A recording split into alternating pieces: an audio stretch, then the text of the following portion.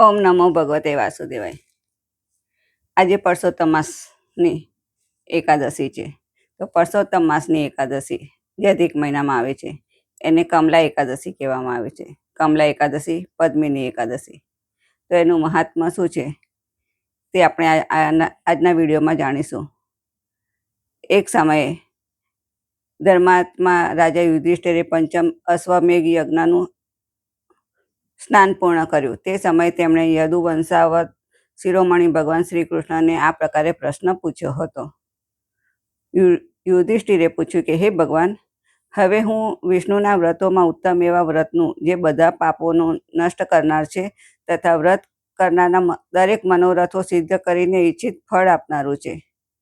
તો આ પરસોત્તમ માસની એકાદશીની કથા સાંભળવા માટે હું ઉત્સુક છું. માટે મને તમે એની કથા કહો અને તેથી એનું શું ફળ પ્રાપ્ત થાય છે તે પણ કહો.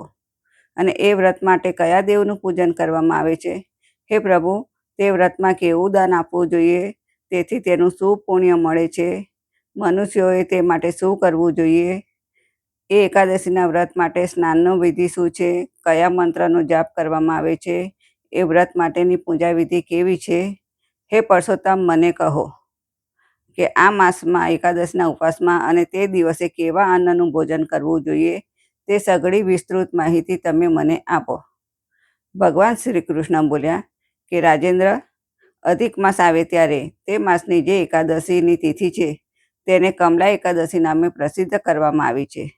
આ તિથિ બધી તિથિઓમાં ઉત્તમ છે. તેના વ્રતના પ્રભાવથી ઘરમાં લક્ષ્મીજીનો વાસ થાય છે.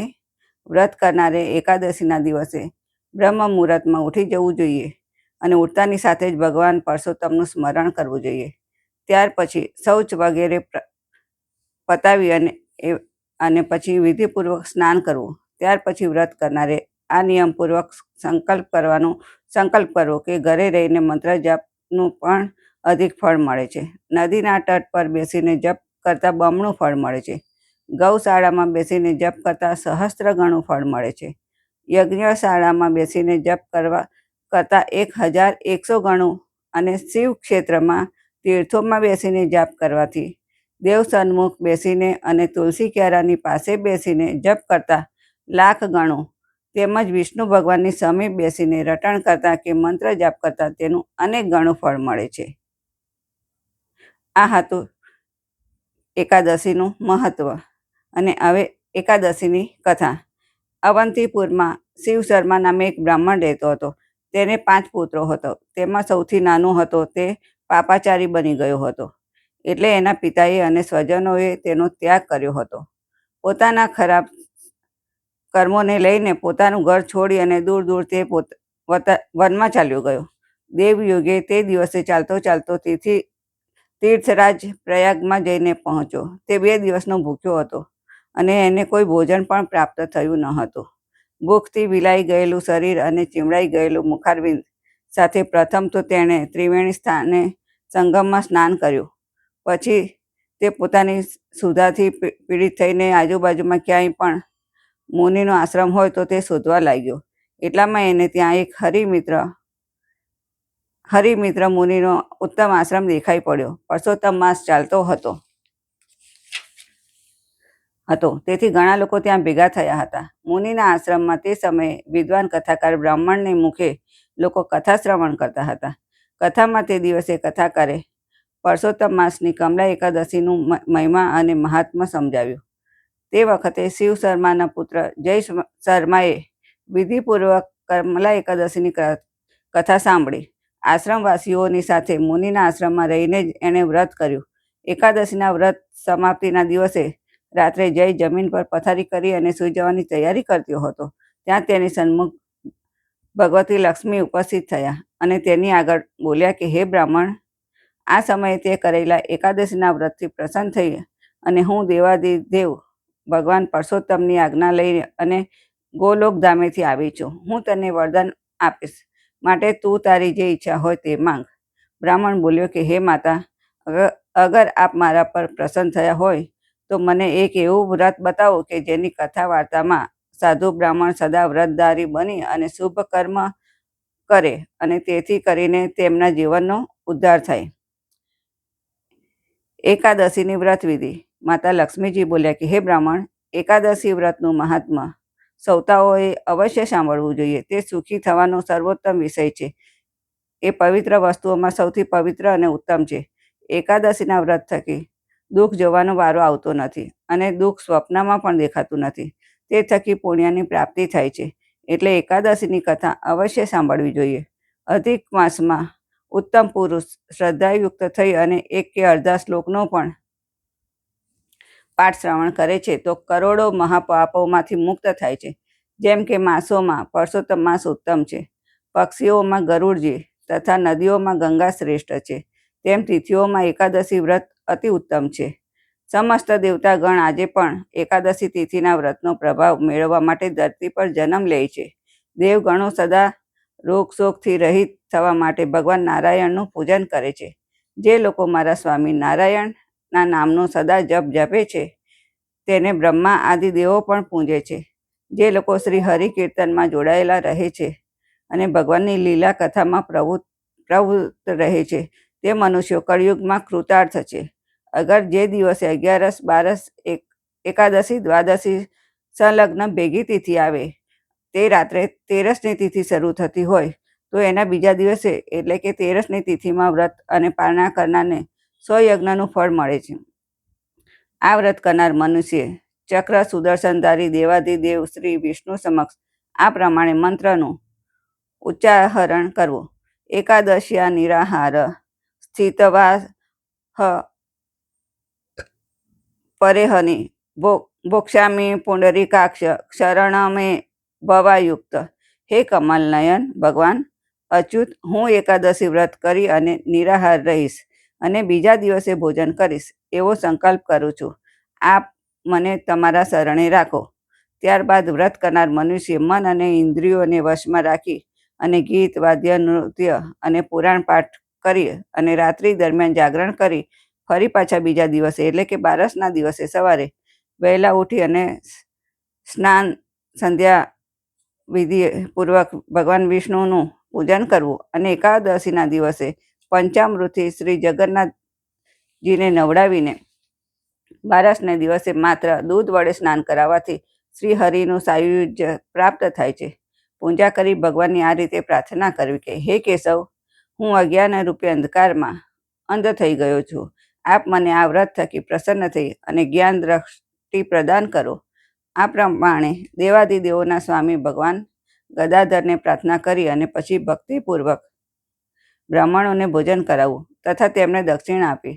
ત્યારબાદ ભગવાન નારાયણના શરણે જઈ અને પછી વિધિપૂર્વક પંચ મહાયજ્ઞોનું અનુષ્ઠાન કરી અને સ્વયં મૌન પાડી પોતાના ભાઈ ભાંડુ પરિવારજનો સાથે ભોજન કરવું. આ પ્રકારે શુદ્ધ ભાવે જે પુણ્ય મને એકાદશીનું વ્રત કરે છે અને તે પુનઃવૃત્તિ રહિત થઈને પુનર્જન્મ ન મેળવતા વૈકુંઠમાં વાસ કરે છે. ભગવાન શ્રી કૃષ્ણ બોલ્યા, હે રાજન, આમ કહી અને લક્ષ્મીદેવી તે બ્રાહ્મણને વરદાન આપી અને અંતર્ધ્યાન થયા અને પછી તે બ્રાહ્મણ પણ ખૂબ જ ધનિક થયો અને પિતાના ઘરે પાછો ફર્યો. આ પ્રકારે તે મનુષ્ય કમલા એકાદશીનું ઉત્તમ વ્રત કરે છે તથા અધિક માસમાં એકાદશીનું મહિમા ગાય છે તથા કથા અને શ્રવણ કરે છે. તે આ લોકમાં અવશ્ય પરમપદને પામે છે. યુધિષ્ઠિર બોલ્યા કે હે જનાર્દન, પાપનો નાશ કરનાર અને પુણ્ય ફળ આપનાર એકાદશીના મહાત્માનું ફરી એકવાર વિસ્તારથી સમજાવો, જેથી આ પૃથ્વીલોકના માનવીઓ પરમ ઉદ્ધાર થાય અને પરમ પદ પામે. તો ભગવાન શ્રી કૃષ્ણ બોલ્યા કે હે રાજન, સુદ પક્ષ કે વદ પક્ષમાં જે એકાદશી આવે છે તેનો પરિત્યાગ ન કરવો, કારણ કે બંને એકાદશી મોક્ષ અને ફળ પ્રાપ્ત કરનારી છે. કળિયુગમાં આ એકાદશીનું વ્રત ભવબંધનમાંથી છોડાવે છે અને સંપૂર્ણ મન વાંછિત કામનાઓની પૂર્તિ કરી અને પાપનો નાશ કરે છે. એકાદશી રવિવારે આવે, કોઈ મંગલ પર્વના દિવસે હોય અથવા સંક્રાંતિના દિવસે પણ કેમ ન હોય, હંમેશા એકાદશીના વ્રત કરવું જોઈએ. ભગવાન વિષ્ણુના પ્રિય ભક્તોએ એકાદશીનો ત્યાગ ક્યારે પણ ન કરવો જોઈએ. જો કોઈ શાસ્ત્રોક્ત વિધિથી આ લોકમાં એકાદશીનું વ્રત કરે છે તે જીવનયુક્ત થાય છે અને તેમાં સહેજ પણ સંદેહ નથી. યુધિષ્ઠિરે પૂછ્યું કે હે પ્રભુ, હે કૃષ્ણ, જેઓ જીવન મુક્ત કેવી રીતે બને છે તથા વિષ્ણુ રૂપ કેવી રીતે હોય છે? મને આ વિષયમાં જાણવાની ખૂબ ઉત્સુકતા છે. તો ભગવાન શ્રી કૃષ્ણ બોલ્યા કે રાજન, જે કળિયુગમાં ભક્તિપૂર્વક અને શાસ્ત્રીય વિધિથી નિર્જલા નકોડા રહીને એકાદશીનું ઉત્તમ વ્રત કરે છે તે વિષ્ણુ રૂપ કેમ ન હોઈ શકે? એકાદશીના વ્રત જેવું બધા પાપોને નષ્ટ કરવાવાળું તથા મનુષ્યોની બધી કામનાઓને પૂર્ણ કરવાવાળું પવિત્ર અન્ય કોઈ વ્રત નથી. દસમના દિવસે એકટાણું ભોજન કરી અને એકાદશીના દિવસે નિર્જલ વ્રત તથા બારસના દિવસે પારણા કરનાર મનુષ્યને વિષ્ણુ સમાન જાણવો. પરસોત્તમ માસની વદ પક્ષની કૃષ્ણ પક્ષની એકાદશીનું નામ કામદા એકાદશી છે. જે કોઈ શ્રદ્ધાપૂર્વક આ કામદા એકાદશીનું વ્રત શુભ અને નિષ્ઠાથી કરી અને અનુષ્ઠાન કરે છે તે આ લોક તથા પરલોકમાં પણ મનોવાંછિત વસ્તુ પ્રાપ્ત કરે છે. આ કામદા એકાદશી પવિત્ર, પાવન અને મહાપાતક નાશીની છે. આ વ્રત કરવાવાળાઓને ભોગ અને મોક્ષ પ્રદાન કરવાવાળી છે. હે નૃપ શ્રેષ્ઠ, કામદા એકાદશીના દિવસે વિધિપૂર્વક પુષ્પ, ધૂપ, નૈવેદ્ય તથા ફળ વગેરે દ્વારા ભગવાન પરસોત્તમની પૂજા કરવી અને આ વ્રત કરવાવાળા વૈષ્ણવ પુરુષે દસમની તિથિએ કાંસાના વાસણમાં અડદ, મસૂર, ચણા, કાંદો, શાક, મધુ, બીજાનું અન્ન, 2 ટંકનું ભોજન તથા મૈથુન આ 10 વિષયોનો પરિત્યાગ કરવો જોઈએ. વળી આ દિવસે એકાદશીના દિવસે જુગાર, નિંદા, પાન, દાતણ, પારકાની નિંદા, ચાડી, ચુગલી, ચોરી, હિંસા, મૈથુન, ક્રોધ તથા અસત્ય ભાષણ આ 11 બાબતોનો ત્યાગ કરી દેવો જોઈએ. વાણી, વ્યાયામ, પરદેશ ગમન, 2 વાર ભોજન કરવું, મૈથુન, પારકું અન્ન ન ખાવું, આ બધી વસ્તુઓનો ત્યાગ કરવો. હે રાજન, જેમણે પણ આ પ્રમાણે વિધિથી આ એકાદશીનું વ્રત કર્યું છે અને આખી રાતનું જાગરણ કર્યું છે તે ભગવાન પરસોત્તમની પૂજા કરીને બધા જ પાપોથી મુક્ત થઈ અને પરમ ગતિને પામે છે. અને જે આ વ્રત કથા વાંચે છે, સાંભળે છે તેમને પણ સહસ્ત્ર ગોદાન કર્યાનું ફળ પ્રાપ્ત થાય છે. ઓમ નમો ભગવતે વાસુદેવાય.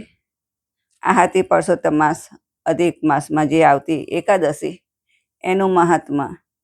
તો એનું ઘણું જ બધું, એકાદશી તો આપણે દરેક વખતે કરીએ છીએ, પણ અધિક મહિનાની એકાદશી તો 3 વર્ષે એક જ વખત આપણને એનો લાભ મળે છે. અને એમાં પણ આ એકાદશી તો વ્યતિપાત યોગ સહિત છે, તો આનું અનંત ગણું ફળ મળશે. તો આ એકાદશીનો લાભ તમે બધા જરૂરથી લેજો. ઓમ નમો ભગવતે વાસુદેવાય.